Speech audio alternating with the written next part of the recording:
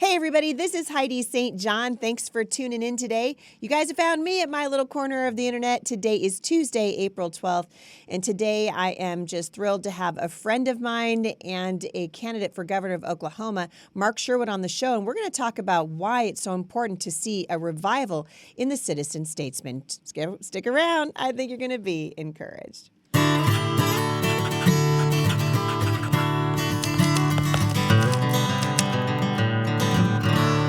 All right, you guys, so I'm excited that you're here, the start of a brand new week here at the podcast. A lot of things happening. We've got primaries coming up. We're going to start to see the political atmosphere heat up very, very quickly.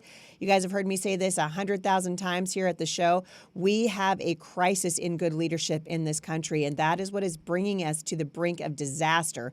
And so I am very thrilled to see wonderful citizens, just regular, ordinary people who have been holding down jobs and contributing to their communities, running for office instead of continuing to have these career politicians making one disastrous decision for us after another. And you guys have heard Mark Sherwood on the show with me before. He's a naturopathic doctor, has a thriving practice in Oklahoma, and we've talked about the Rona, and today we're going to talk about his run for governor. My friend Mark, welcome back to the show. Oh, Heidi, thanks for having me. It's wonderful to be with you, and I'm honored again to be here. Well, you're very welcome. So you and I got to know each other really in large part because of your jump into politics. So you are new to politics like I am. Not new to politics, but definitely new to running for office. And you are running for governor in Oklahoma. So I would just love, because what I'm hoping, Mark, is that people all over the country are going to be inspired by what you're doing, inspired by what I'm doing, and they start looking at themselves in the mirror and saying, maybe it's my turn to take a run for leadership and see if we can't stem the bleeding that these terrible leaders have inflicted upon this country. So take the listeners back a little bit to your history, maybe just a brief introduction. I know a lot of people have heard you here before, but we've got new listeners. And then what made you run for office? Because I have a feeling that, like me, you don't need this job.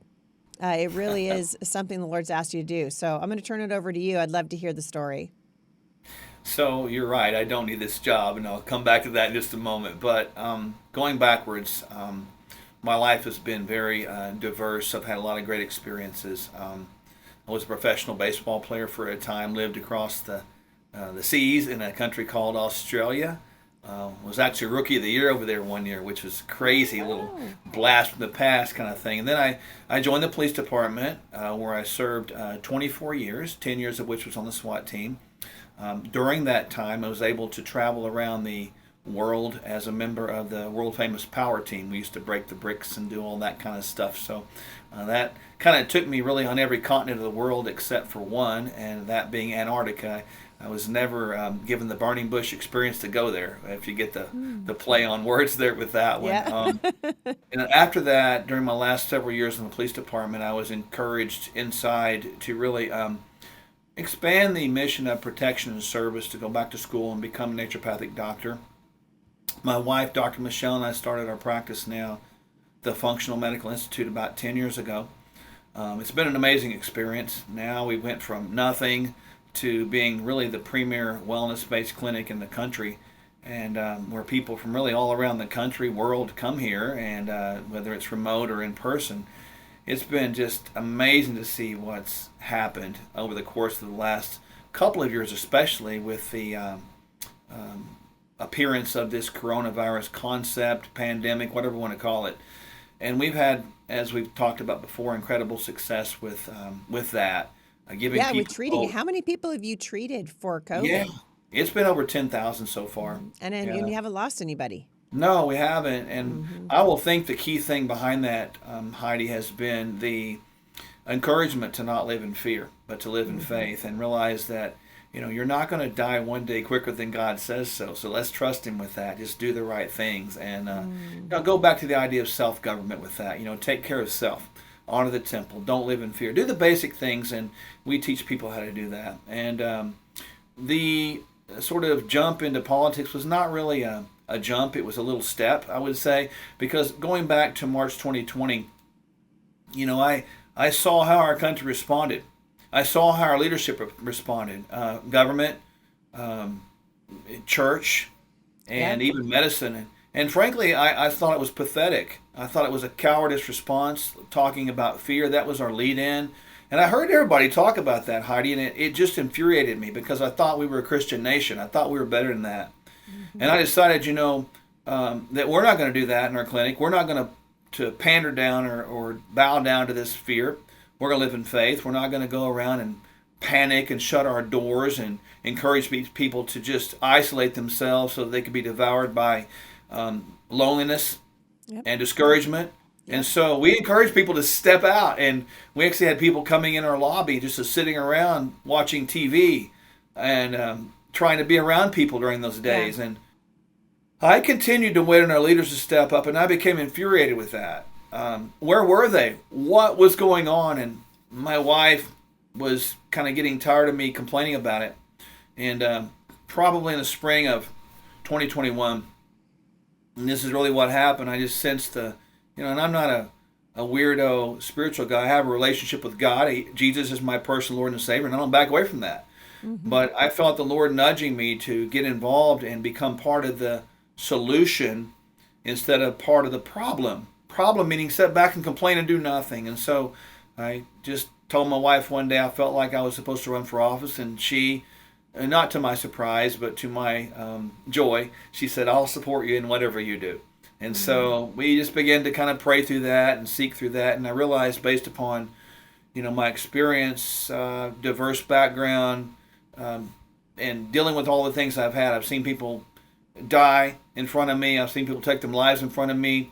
I've seen the best and worst of all mankind throughout my experiences. And I realized that, based upon that, the right position to seek was, with God's encouragement, was that of governor, because of the ability they had to shape a culture, to bring about healing for not just people physically, but also spiritually, economically, and even emotionally. And so that was our journey, and it began, and it went out there with us just realizing full well, Heidi, that we did not, as I said at the top of my answer, need this job. It was like we felt a duty and a call to go serve mankind for a time and step out of our roles of our good life. Man, we're 3-time #1 best-selling authors, and we've made movies, 3 of them. One won a Dove Award, and we've produced, we've acted in those things. We have a great clinic. We have great life. I don't need this. But yet, when you feel that overwhelming call to go serve and step on that hill and be a part of the answer, to lead the way, you can't deny that. When we said yes, it was like this 1,000-pound weight just came off of me, and it was like, I know that okay, feeling. yeah, when you're obedient, right, that's the victory. It's not about winning and losing in a ballot box.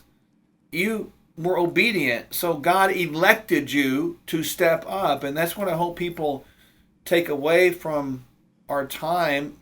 Maybe you've been called to step up. You need to, and be a part of that. And we've seen this as we've done this. It's been an inspirational journey for other people too. They've said, "Hey, if Heidi, if you can do it, or Mark, if you can do that, I can too." Yeah, that's And I've right. watched these candidates step up for House and Senate in the state, and even Congress in the state, and they're like, "If you did that, we can too." So we've seen this momentum go, and it's been just a joy to be a part of. Well, and you said something interesting, and I kind of want to touch on it for a moment, because you had a sense of duty. And I was thinking, this is exactly what the founding fathers did. When they left, they gave of their time, their treasure, and their sacred honor. They didn't need to do what they did, but they did it out of obedience to God, right? It was Thomas Jefferson who said tyranny from rebellion against tyrannical leaders is obedience to God. And right Yep. now, we have tyrannical leaders. We're watching Joe Biden recklessly behaving with regard to our southern border, with regard to how they've handled COVID, the vaccine mandates. I just talked to a 30-year veteran from the United States Army who has worked at the Pentagon, like way up there. This guy's done an incredible job. Back in the 90s, he had a very severe reaction to the flu shot, and so they said, "Listen, from here on out, you don't do vaccines because your body doesn't tolerate it." it. And yet they have turned down his request for a medical exemption for the COVID-19 vaccine, and they're threatening to fire him now after 30 years of faithful service to the military. So something is wrong. And we have an incredibly corrupt system of leadership right now that is allowing these people to continue in these positions of authority. But it comes down to the American voter and to Americans who love this country and feel a sense of duty to say, listen, I want to pass on to my grandkids what I have been privileged to enjoy and what we have been blessed to take part of since we were children. And so that's really what's motivating me. That's what's motivating you. And like you said a few minutes ago, I think that sense of duty, which is what the Founding Fathers wanted to instill in the next generation, they use that word frequently. We never hear it anymore. When was the last time you heard someone talk about duty to country? I don't, because, and I can relate to this from the military, police, public servant standpoint. There's a duty you have at some point, and everybody, if they have any sense of heart, it hits them. It's your turn. It's your time. It's now. And people should understand that tyranny, by very definition, the way I understand it, is when the people fear the government. And that can be local, state, or national. And when the people fear the government, we have tyranny, we don't have an option at that point. We have to disobey, stand up, rebel against, defy tyranny. And then freedom comes from, Heidi, when the government fears the people. Yeah, and it doesn't mean we have to take up arms and go fight, but it means that we had to be prepared to, if we have to. There comes a time to be nice until it's not time to be nice. And we're in a place right now, Heidi, where it's not time to be nice anymore. It's time to show courage and backbone and spine.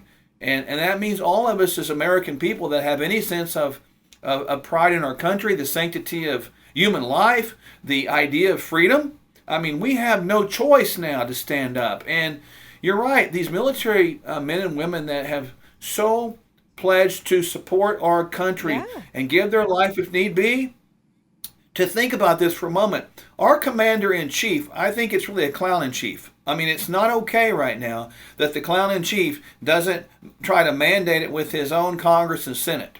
But he goes to the military and says, you got to have this, all for the sake of political narrative, political science, political pandering. And I make no bones about it. That's disgusting to me. These men and women give their life for us, and you and I are stepping up right now and literally giving our lives, giving our time. And look, this is what I hope people do at this time. There comes a time where every American that is an American cannot say yes every time. There's a time where you have to say no. Now, when I was in law enforcement, if I was given an unlawful order, Heidi, and this is what I want people to catch. If I was told to go out here and you plant evidence, you need to go plant evidence. You need to go do that. I'm ordering you to do that. I have got to, because I love the person that's giving that order, I have got to defy that order. I have got to disobey that order. And that's where duty comes in. Duty comes in when you step up and you stand up for people, even if they don't like it, even if they hate your guts. And the key thing about it is, even with Jesus, he died for people that hated his guts. Yeah. I mean, you think about that for a moment. That's the epitome and the key descriptor of honor and duty. And that's what I hope every American that loves our country will do, because, Heidi, if we don't do it now, we're going to lose our generation. When you lose a generation, you lose the ability to affect the lifestyle and the culture we have that we fought so hard to keep. And it's under attack right now. And I am convinced that if we don't step up now, we will not get it back ever again. Yeah, I agree. And I think this is why you and I have talked many times now about the 2022 elections and why it is so important. I think this is a moment now in which we are literally fighting for the future of this country as to whether or not we'll be free, or will we live under the tyrannical dictates of a tyrannical government, which is exactly what the Founding Fathers said they did not want. We fought the Revolutionary War to get away from tyrannical government and to be self-governing, and that is the legacy of the United States, and that's certainly the opposite of what's happening now. Tell us, we've got 5 minutes left, so I don't want to miss this opportunity. Tell listeners about your run. So who are you running against? What does the landscape of the race look like? Yeah, so I'm running against the incumbent governor, Kevin Stitt. By his very actions, he has demonstrated what a rhino is, which is Republican in name only. And now that's not being dirty in politics. I have the Republican and the GOP platform stances, and his mandates, orders, platforms, encouragement have been opposite to many, many things. He has been just the opposite of things like, the government overreach of federal oil and gas. Even the mandates in businesses that says you've got to mandate the vaccine. He's given the businesses all opportunity to do that. He has not completely disavowed LGBTQ in schools. He has not enforced the laws against that at all. He has completely acquiesced and taken money from Pfizer and drug companies and hospital corporations. So you can see where there's compromise there. So right now, we're a grassroots organization. People really appreciate that. We're the working folks. We're the duty citizens, the ones like you and me that are just normal people, just people that love our country and love God. Normal and people, right? Yeah, man. People like, I don't know about that. Yeah, we're trending upwards, and we are looking good in elevation of polls. Our name's getting out there a lot more, and we're running a strong second place right now, which is great in polls against an incumbent, and his approval ratings is dipping below 50% for the first time, and that's great. So again, I'm just doing my part. I don't get into all that mess about things. Who knows who. I don't take money from anybody. I don't have to bow down to anybody in that. And you, like me, Trump endorsed your opponent, correct? He did, and I use it for my advantage. I have all the respect for President Trump and what he has done for our country. But let's face it, he's a human being, and he can get it wrong too. He's got it wrong with several endorsements before, and this is one that I'm convinced he's not correct in, and it's fine. People make mistakes. He didn't get it right, Donald Trump, with coronavirus. And so that's not a slam on him. I'm sure he did the best thing he could, but it wasn't right. He didn't get it right with Dr. Fauci, right? He left him in that's for sure. Employment. And so, this is not anything that's slamming him. This is just the facts. And so we can't trust him as the gospel. I wouldn't want this office if God didn't give it to me anyway. So I don't look at that as a negative. I kind of look at it as a positive in a sense, because there's people out here that are, not all President Trump, and so, but I'm all about, I'm not all President Trump, I'm all people. So I want people to understand that. I'm about the people, and I don't go all in with any human being other than God. That's the only person I have to answer to. Right. Well, and like I said, after Trump endorsed my opponent too, I mean, in this race, Trump endorsed a guy who up until 2020 was a 10-year Democrat from Portland, Oregon, right? Yeah. So again, just a bizarre endorsement. It doesn't mean that we don't appreciate what President Trump did for the country, but people have to think for themselves. And when people ask me the question, I said, listen, I didn't get into the race for the endorsement of President Trump, and I'm not going to get out because of the endorsement.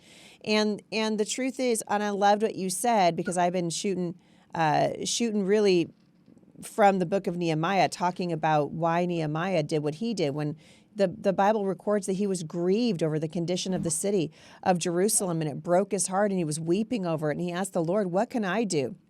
And the Lord gave him the desire to go and repair the walls around Jerusalem. And because of that, the Bible records that he had enemies. And they hated him because they knew that help and deliverance was coming for the Jews. And I love to hear you say, I love the people here. And that has certainly been, my reasoning too. And I'm from this area. I love the people here. My grandkids are here. My businesses, like you, I have businesses that we run. And we're very concerned with the direction the country is going. And so there again comes the rise of the citizen statesman. You're stepping up and saying, I can actually have a voice, and we can bring real solutions to the people of Oklahoma. You guys have a primary that's coming right up, you lucky dog. Mine's not until August. But yours is coming right up. It's Yeah. June 28th, right? How can people get involved in your campaign, particularly those who are listening to this who live in your neck of the woods? Well, they want to go to our website at sherwood2022.com, and when you go there, all of our platform stances are there. No secrets. We put our stances out there for people to see, hold us accountable. It's a contract, a deal I'm making with the people. We're going to honor that word. And if you want to download our app that pops up, you can. Please pray for us. Number one, please do. Download our app, make sure it's on your phone, and then all of our events are coming up. We do a lot of virtual town halls, a lot of live events too, something going on pretty much every night. And if you're supposed to donate, you need to, because it's good ground. And honestly, when and this goes for people that are donating to your campaign, listen to the Lord. If he tells you to give, not one dime more or less, and trust him to give it back to you multiple times over. So it's about sowing seed and where God directs you. So I trust that, and God has been faithful, and he'll be faithful to both of our campaigns in that. Yeah, it's so good. I love to hear just the trust in the Lord, and people often will ask me, the same thing they're asking you. Why would you do this? Why would you risk everything? Well, it is about obedience and learning. And I said many times, and I know you've said it too, I know the sound of his voice. Yeah. And I've trained my ear to listen to it. Jesus said, my sheep know my voice and follow me. And that is what you are doing. And Mark, I'm so inspired by what God has done in your life, not only in your sharing of the gospel and working for the community as a police officer, but then obviously, going back to medical school, and God putting you in just the right place at the right time to help people overcome COVID. And it can be overcome. And we've talked about this many times here at the show. The way that our country, particularly the governing authorities, have treated this virus is criminal in my opinion. And I do believe one of these days there's going to be a reckoning, and the truth will come to light, because the truth will always bubble to the surface. And I know that's part of the reason why you've been so vocal in COVID as well. So I appreciate that. Are you guys gathering volunteers right now, canvassing, doing anything like that? Yes. There's a place on the app and the website to put in your name, get volunteers. We're doing every 2 weeks we have campaign meetings that are by Zoom, so people sort of get that coordinated. And a lot of people are out door knocking now, putting out information, and we have a very strong coalition there. And so we appreciate all the help. And again, it's all of us together, man. Where I go in this state, everybody else goes too. Where I go, you go. We're in this together. This is not just an Oklahoma thing. This is a we the people thing. And I hope people understand that that's the heart and the mission behind what's driving us. Yeah, I do too. Well, Mark Sherwood, you are a treasure certainly for the people of Oklahoma and for the listeners of this podcast. I'm going to continue to pray for you, and we'll have you back on the show again. Keep us posted. And I want everyone to know, this is important. And I've been telling you for a long time, you got to put your money where your mouth is. These campaigns are expensive, and you can help Mark get his message out, get his name out, Sherwood2022.com.